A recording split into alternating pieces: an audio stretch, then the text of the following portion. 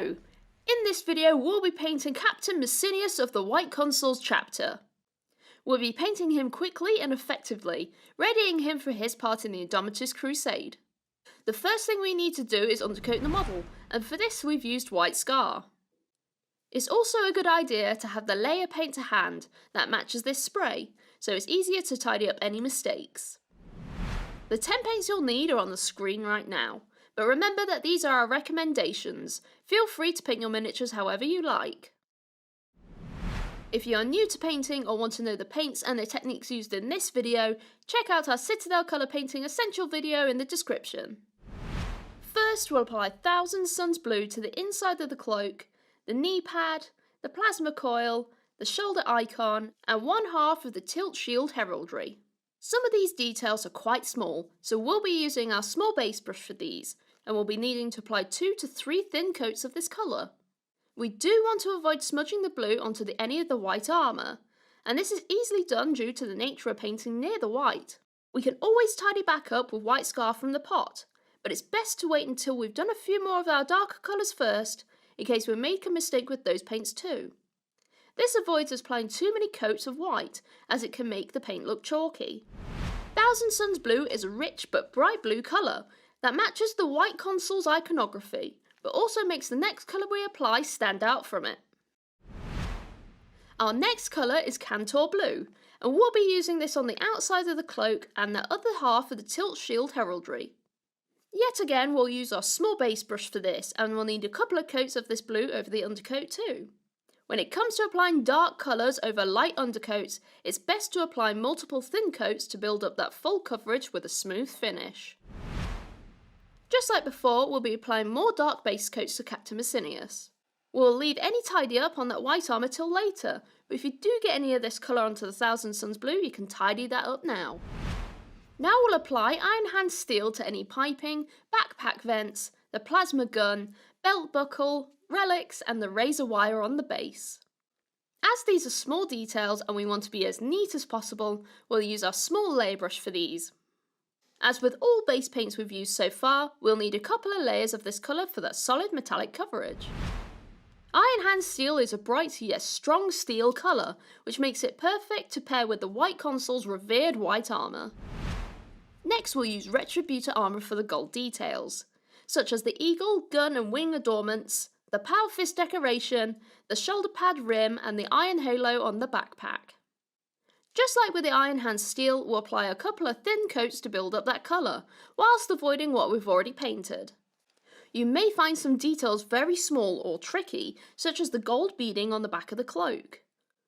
We'll just take our time and use the side of the brush, just like if we were highlighting it. By being gentle and adding paint in small amounts, we can neatly paint it. Don't worry if you get any Retributor armour on already painted areas, we can easily tidy those back with the previous steps. Now we've finished with our metallic paints, it's time to change our paint water, so we don't get any metallic flakes into the rest of our colours. With our water changed, we can move on to Corvus Black for the undersuit and gun casing. As the undersuit is right next to that white armour, we'll take our time and use a small amount of paint with our small layer brush, just so we can be as neat as possible and we can avoid doing any mistakes. If you do get any black on the gold adornment on the gun, it's easier to tidy up now. If we get any on the white armour though, we can tidy up that later. Corvus Black is a slightly lighter black colour with grey tones to it, making it great for the aged undersuit of the Astartes. Now we'll apply corn red to the tassels, gemstone in the eagle and the eye lenses in the helmet. Still using our small layer brush, we'll get those small details painted quite quickly as there aren't too many, but we still want to be careful around that white armour. Talking about the white armour, after our corn red is dried, this is the perfect time to tidy up any mistakes or smudges on that white scar undercoat. This includes any areas that we haven't painted yet, so we can get them ready for our next colours. Just make sure that we apply thin multiple coats of white scar to avoid that chalky texture I spoke about earlier. Next we'll apply gut ripper flesh to one of the most important parts of this model, the Imperial Laurel wreath around Messinius' helmet. We'll apply a small amount over the laurels in the same direction, making sure that we get each of those little leaves covered, but without getting the contrast onto the helmet. After the first coat is dry, you can apply another one to give it a bit more depth in the recesses. If we do get any on the helmet, it's a quick and easy touch-up of white scar. With our first contrast dry, we can apply skeleton horde to the tabard, bones and the sculpted base. One coat of this paint should be enough to get into all of the recesses and lightly stain over the tabard material. If we apply too much or it starts to pull towards the bottom, take a clean damp brush and we can easily soak it away. Once it's dry, you can reapply more to those areas. Remember to paint the bones inside of the relic as well, as these are quite small and easy to miss. Also cover the sand and the pillar on the base, as these will really finish off the model at the end. Next, we'll add some Reikland flesh shade over the Retributor armour. We'll only need a small amount of this as we want to pick out the details and the recesses, especially on that power fist. Remember that we still need to be neat as we can as we're working near the white armour, which can stain really badly with the shade. That's why we're using a small base brush to apply this, so we can control the paint as we apply it. It's easier to apply more than try and take it away. Finally, we're using Basilicanum Grey in various ways.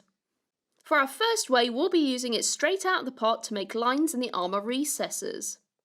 We'll use our small layer brush for this, using small amount of paint and keeping a good point on our brush.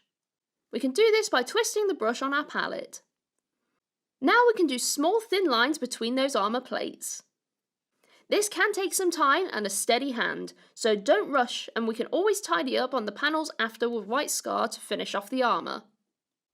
After that, we'll thin down 1 part Basilicanum Grey to 1 part water to create a shade that goes in the recesses of the Iron Hand Steel, Corn Red and the Cantor Blue. This will give these colours a little bit of shadow and depth. And there we are, Captain Messinius is finished. May the Emperor protect him in his Indomitus crusade. You can see that our model is based in Armageddon Dust, but you can paint it in any colour you want. If you'd like to learn more about basing, check out our technical paints video all about it. For more tutorials, tips and techniques, head to citadelcolor.com, or you can also head to a store where our friendly staff can help you out. Well, I hope you enjoyed this video and we'll see you next time. Bye bye!